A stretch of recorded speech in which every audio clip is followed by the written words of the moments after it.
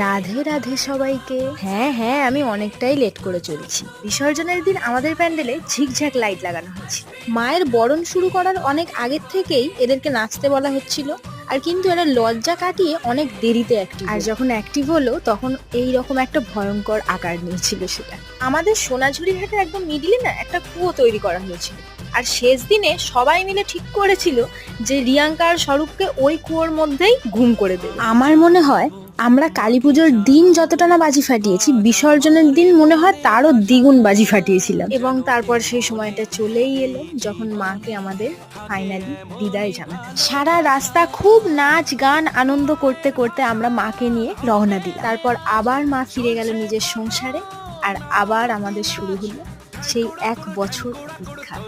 আবার এসো মা, আসছে বছর আবার হবে।